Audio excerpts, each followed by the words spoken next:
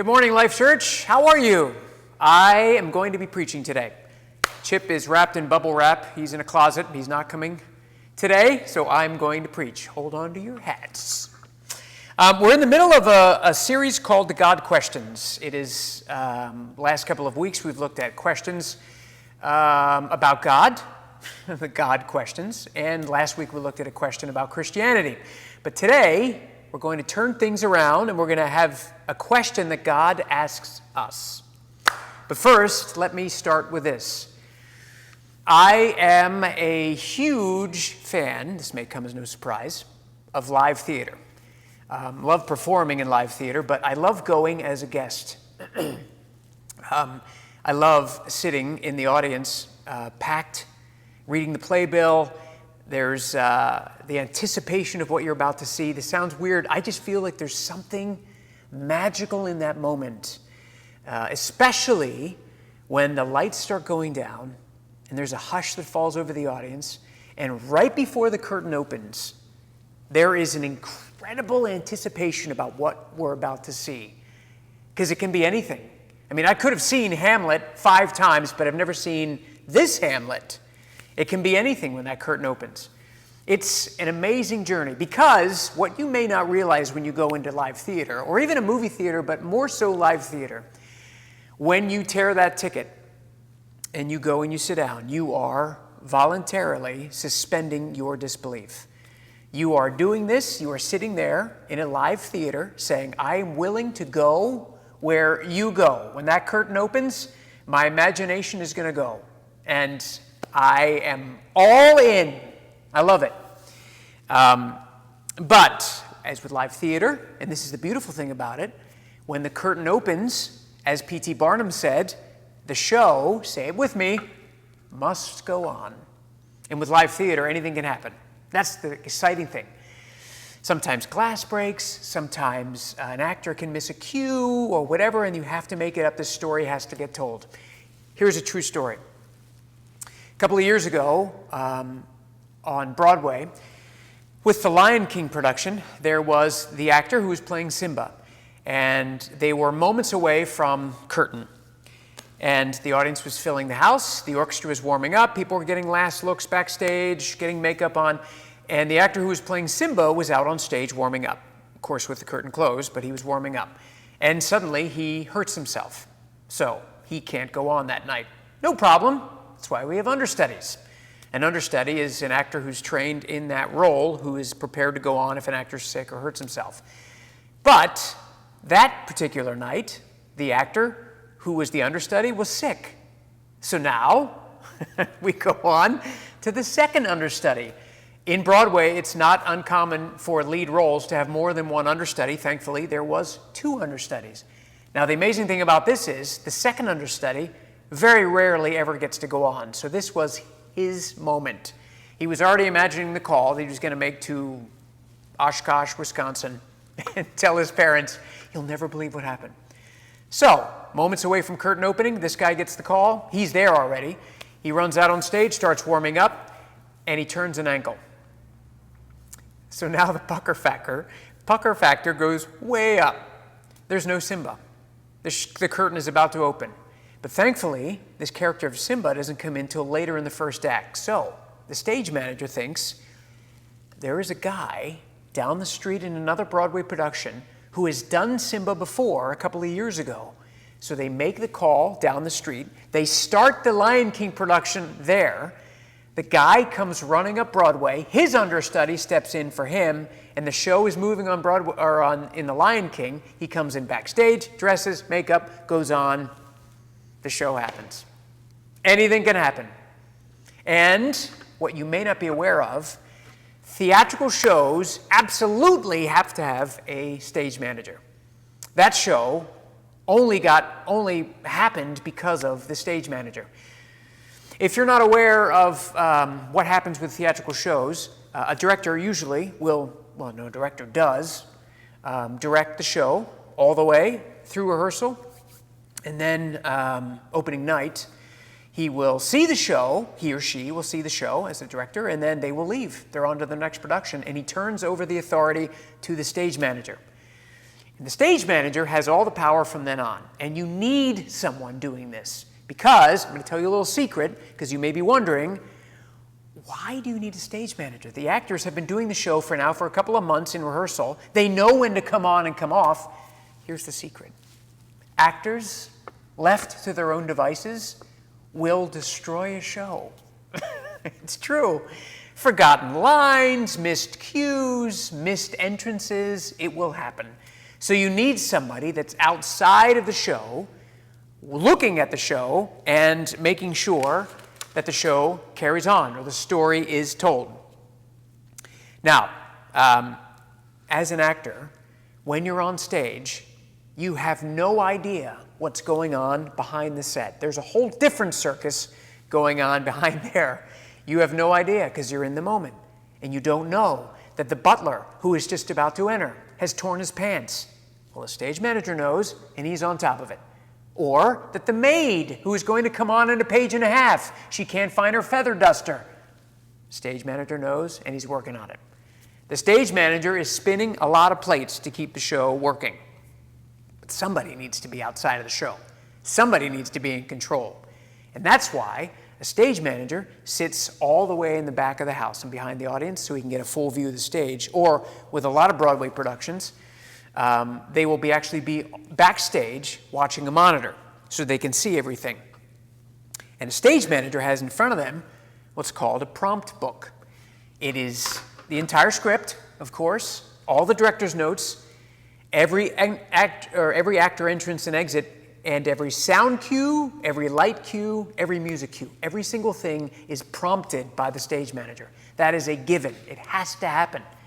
They are a lifeline for the actor.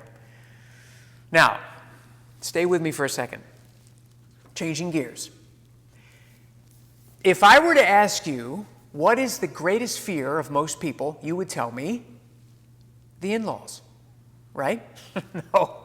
The greatest fear of most people is public speaking, right? In fact, most people would say that dying comes beneath being in front of people. Or as Jerry Seinfeld says, at a funeral, most people would rather be in the casket than the one giving the eulogy. That's true. But no matter how you feel about being in front of people, you have been cast when you were born in the greatest story ever told. You have. And you haven't just been fallen into the role. You have been hand-selected to do a part at this moment in the story. There is no random. There is no accidental. You are not an accident. You have been placed in the story at this moment. The question is, how involved with the story do you want to be? That's the question for all of us. Now, in this life, obviously, we don't have a prompt book in front of us. We have no idea what's happening most of the time. This is incredibly frustrating. But what we do have in front of us, we have this handy little thing, or the Holy Bible. This baby. Of course, now this thing doesn't tell us anything about what our lines are, what my specific storyline is. All I know is I have a pretty good idea of where the story is going to go, and there are some vague aspects in here, but for the most part, there's a reason why the writer doesn't tell me my lines, because he wants me to trust his character. He wants me to read this book and trust that he loves me, trust that I have been hand-selected. Psalm 139 says that he knew me before I was born, and that he created me in my mother's womb, and that every single moment of my life has already been written out before any one of them has been lived. So the script of my life has already been written. But I don't have that, because without faith, it's impossible to please him. But what he does do is he gives us his character, and he also gives us players, people that have gone before us in this story, that we can look at and we can see how God dealt with them. It's a big help. Now, one other thing I notice, or you will notice when you look at the Bible, is how invested in the story this stage manager of ours is, and how often he's asking people to get involved. God could do this himself, but he's constantly asking people to get involved in the story. I'm curious when I read the Bible about how often God gets involved in the story, or how he doesn't get involved at places I think he should. See, in a real production, you never see the stage manager, but you always know that he's behind the scenes working, because the story, that's his primary responsibility, is I'm going to get this story told, and I'll do whatever it takes. In a worst case scenario, the stage manager will come on stage and play a part if he actually has to. But you'll never see the stage manager. But in God's story, you constantly see his involvement coming out from behind the curtain from time to time. And you see when the story is going off the rails, God will step in and move the story back to where it has to go, just like with Noah. And then you see him introduce lead characters. Like in the early part of the story, he'll introduce the leads like Abraham and Moses. But these two guys, who had a huge part in the story in the beginning, are tentpole characters. They are everything swirls around the leads, but not everyone plays the lead. And that doesn't mean that any role that people play in the Bible that aren't leads or people play now are less important. It isn't. How about the role of Rahab? Remember her? Rahab was the prostitute living in Jericho when the two Israelite spies came to look at Jericho before they were going to take the city. And God came to Rahab and said, I want you to get involved in this story. And Rahab very well could have said, no, I don't want to get involved. I don't want to risk my life. But she did. And God saved her family and remembered her forever as we continue to talk about her. How about Esther? She had a bigger part. God came to her and invited her into the story.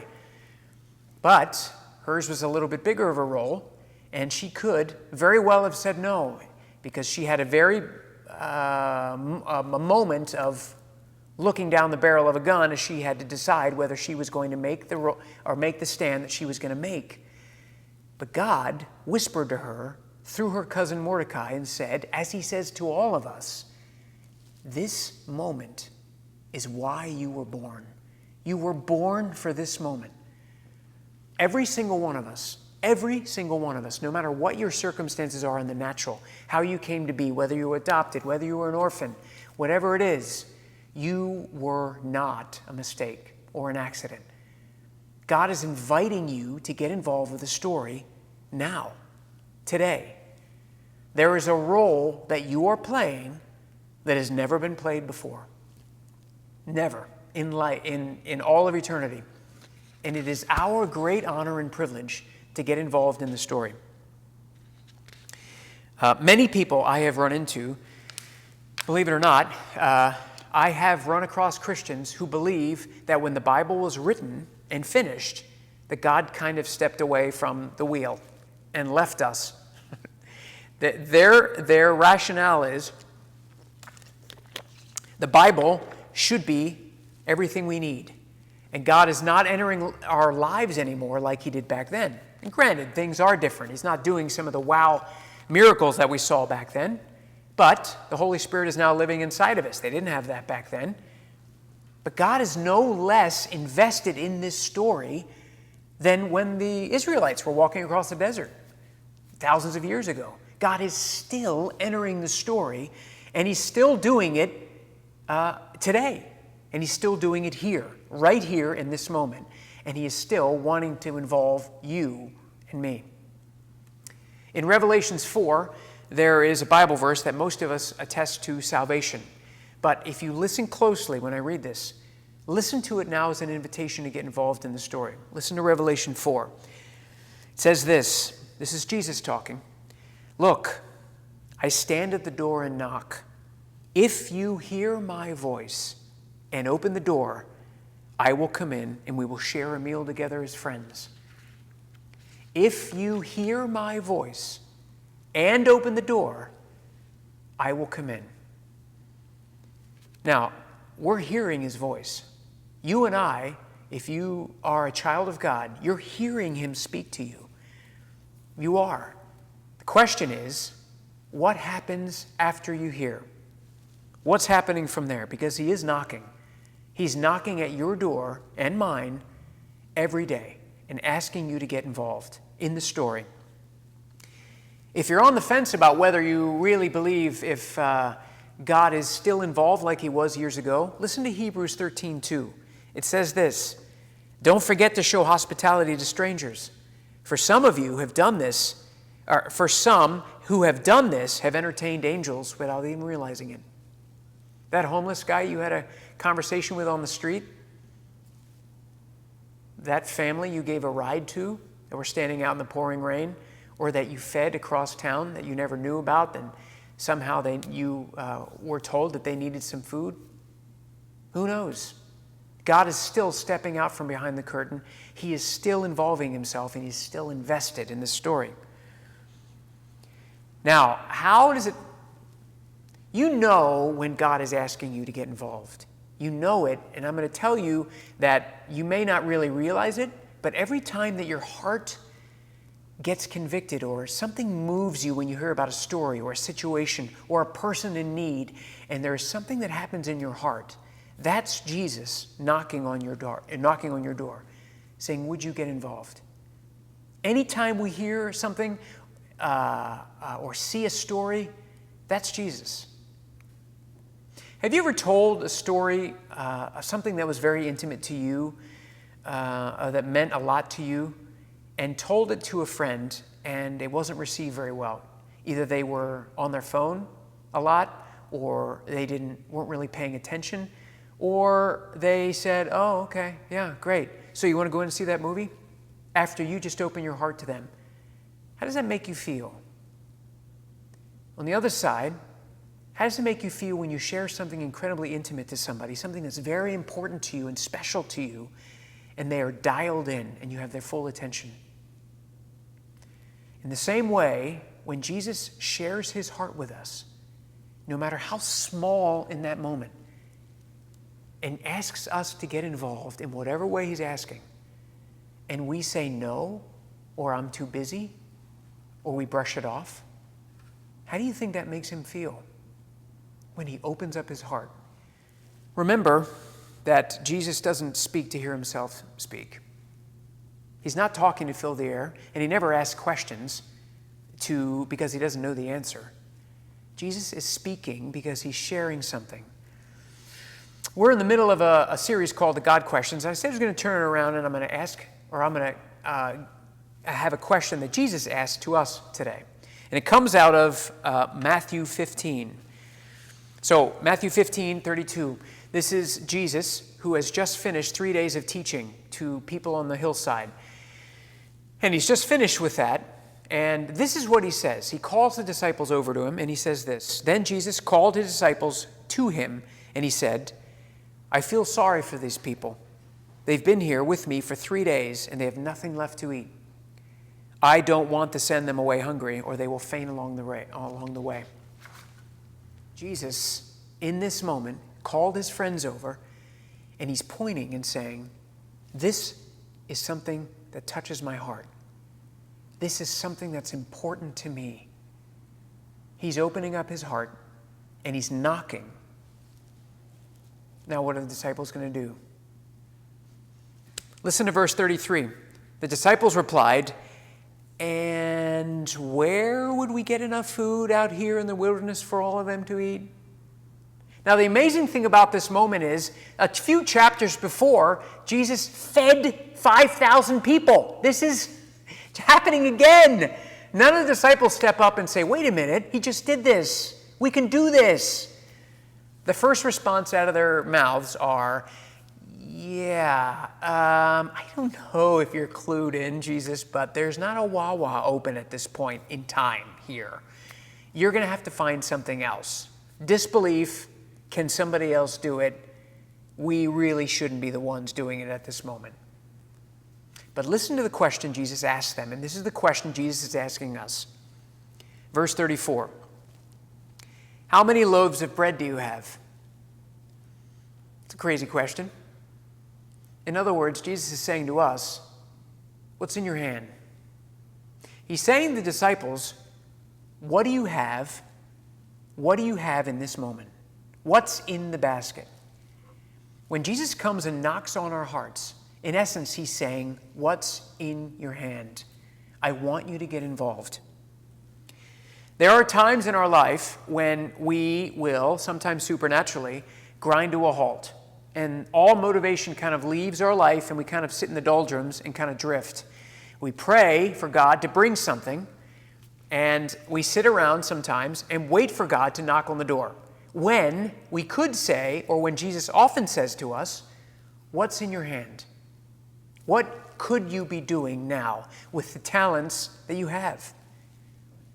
A lot of times that stuns us or brings us to a part like, I don't really know how to get involved. I'm not sure what to do. But Jesus is saying, what's in your hand?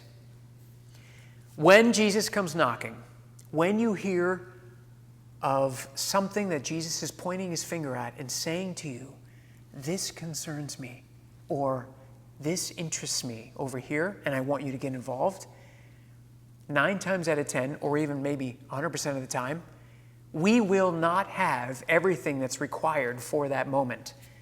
There is a reason for this. It's because there is a gap.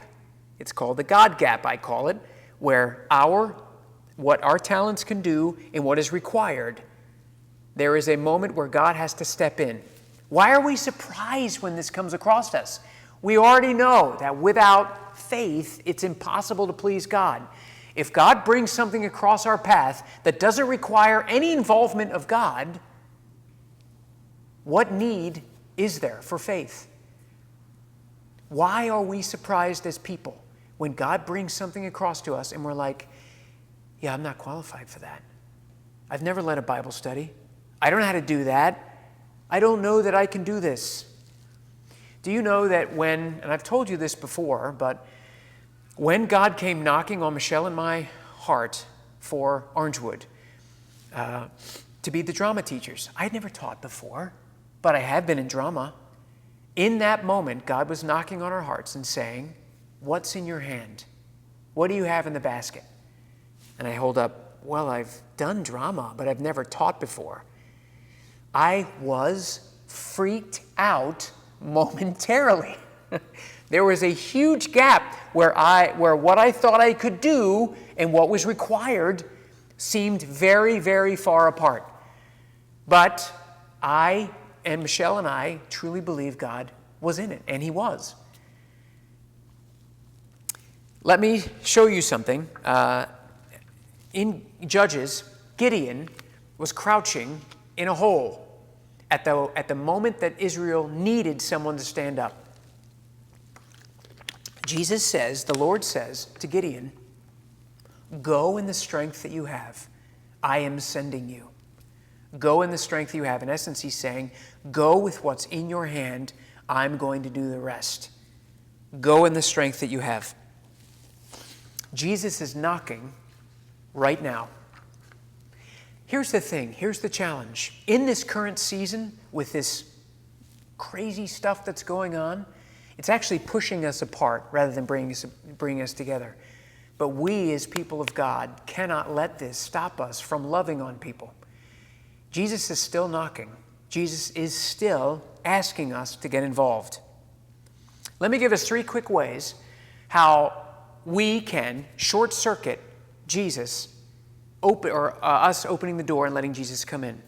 And the first way is this. We are living in a society now, especially in America, where it is very me-centered. It's very centered on me. What do I want? When do I need it? It's happening, all of us. And look at Amazon. I can order something today and get it tomorrow. But if it's not perfectly right, I'm sending it back. What about when you go out to eat? If this pasta isn't as spicy as I thought it should be, I'm sending it back. If this isn't right, if I'm not happy, I'm going to say something about it. Now, you may say, yes, but I paid for this product. Shouldn't I be especially happy? But here's what's underneath all of it. We are starting to cultivate a feeling of not being content. Everything always has to be perfect. It's underneath everything now. And it's very me-centered. And how this is affecting us is it's bleeding into God asking us to get involved because we want things to be perfect before we get involved. If it doesn't sit perfectly with my schedule, I'm sorry, I can't help this time. I'm not willing to sacrifice. If it doesn't fall perfectly in my fall break or my summer season or this vacation time, I can't really help. It has to be perfect. And it's keeping us from getting involved. But let me just say this. Remember who it is that's coming to us and knocking. Remember that Jesus is the King of Kings. Every knee is going to bow to this name. He loves us so much. But there is a temptation, or the pendulum is swung, where Jesus is our buddy. He is our friend, but he also is our king. And remember, Jesus doesn't talk to hear himself talk, and he usually doesn't ask. Do you remember that story about Zacchaeus? Zacchaeus was really a small part in the role, right? The only thing we know about Zacchaeus was he was short and he was a tax collector, so people didn't like him. And one day he climbed up in a tree and he wanted to see Jesus walking by. So Jesus walked by, get in a front row seat, and Jesus looked up at him and stopped and said, "Zacchaeus, come down from there. I want to have dinner with you tonight." Now in that moment, Zacchaeus could have very well said, "I'm okay up here. I think I'm good." But what happened next was Jesus took him home, saved his family, and things changed for Zacchaeus because he stepped into the story. But notice that Jesus wasn't asking him to get out of the tree. He said, "Zacchaeus, come down. We're going to go and we're going to have dinner together." Jesus didn't ask Gideon. He said, "I am sending you." Jesus didn't ask Moses. He said, "I will be with you, and I want you to go and stand before Pharaoh." And when Jesus comes and knocks on your heart, he's not really asking. He's not saying, if you got time or if this fits into your comfort level. He's saying, I want you to get involved.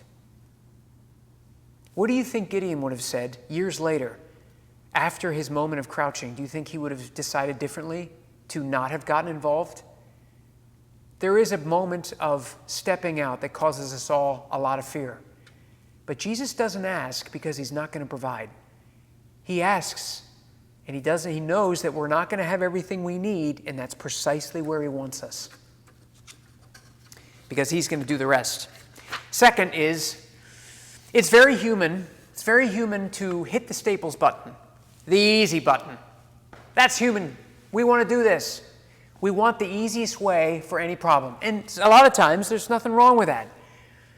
But when God comes knocking, or God starts talking to your heart about a situation, it is not uncommon for us to say, what is the easiest thing I can do in this so that I can still check the box and I can still feel like I got involved? Our intentions are good, but a lot of times either fear or schedule keeps us from getting involved more. So we write a check. Not bad. We stuff it in the envelope and we stuff it in the offering box for that family. But is it possible that God wants us to do more for that situation? What about that family across town that doesn't have food, or they just lost their father or mother just lost their job? Well, we give them a gift card. Check the box. That's good. But is Jesus asking us to do more? There is something inside of us that will protect us and hit the easy button if we allow it. Now, I'm not saying that writing a check is bad or that sending that gift card is always bad, but do we ever take the moment to stop and say, are you wanting me to get involved more? Do you want me to step out? And lastly, we talked about early on where we walk into a live theater and we tear the ticket, we sit in the seat, and we suspend our disbelief. That's the only way really to enjoy a theater show. But why is it? Why is it? Why can't we have the same mindset when we come to Jesus and we get involved with the Christian life and God tears our ticket and we walk into the theater? Why can't we suspend our disbelief? Why do we fight God so much and ask him to reveal himself over and over and over again. Please prove yourself here, here, here, here, here, and not step out in faith. Nobody wants to, when we go to a movie or a theater show, to sit beside that guy who constantly pokes holes in the story or looks for plot holes, or I'm not quite sure I believe that moment, or yeah, I can see the zipper in that costume. That's a little silly, or they're really not drinking whiskey on stage. I bet that's iced tea. Nobody wants to be near that. We want to go for the journey, for the adventure. In the same way, Jesus is looking for people to suspend their disbelief and get involved. To look at a picture and say, I'm not sure how this is going to work out, but I am sure of the writer's character. He's proven himself time and time again in here, and he's proven it in our life. And I'm going to take that step. Folks, Jesus has written our names on his hand. He keeps our tears in a bottle. He is wildly in love with us. And he's asking us to get involved in the story. And who knows? Who knows what part we could play? It might be a Rahab part, small, or it could be a tentpole character. We could have something huge. Who knows when you get involved, when you take that first step, when you create something, or there is a need and you start something, it doesn't go from bigger, bigger, bigger, bigger, and it starts from there. How about William Wilberforce? Remember him? Way back in the 1800s? He started to speak out against slavery in England. Look where that took him. How about Harriet Tubman over here, leading slaves to freedom? Look where that started. She led one, and from there, it grew. Jesus is knocking at this very moment on our hearts. Who knows that today or tomorrow, after this message, he's going to bring in something, and he wants us to get involved. I encourage all of us to take one step and say, God, do you want me to get involved? Here's what's in my hand. Here's what I can do. I know that you'll make up the rest. And he will. And I tell you, if your Christian life is boring, you're not getting involved. If you get involved with God, it will not be boring. I promise you that. It'll be scary at times, but you will see miracles and you will see lives transformed if you get involved. Pray about that. All right, that's my message. I love you guys. I'm standing here in an empty space at the church, and I'm fairly certain that we're going to be back here pretty soon. So, I love you guys. We will see you soon. Have a great Sunday.